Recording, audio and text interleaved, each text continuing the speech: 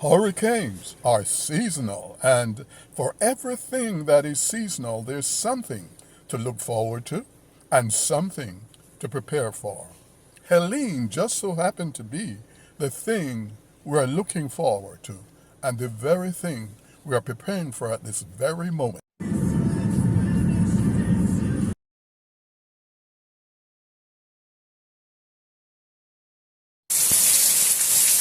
Now it's coming down.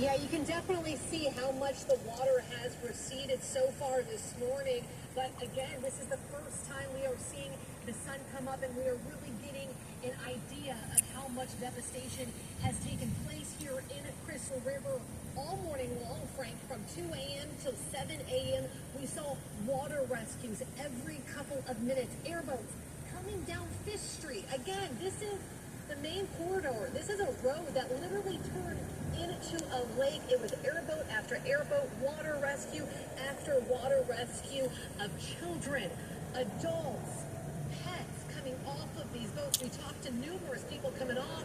I said, what was it like? What's going on? They said they were scared.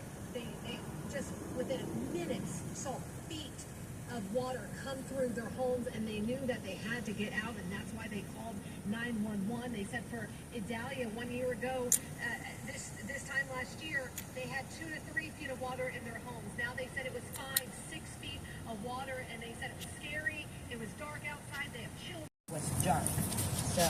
So yeah, TGH seems to be okay. Look at that, Jenny Dean, everywhere while standing in one spot right there, giving us an update on the entire situation. I want to talk about this really quickly before I let you get out of here, because I know you've got to gather some more information.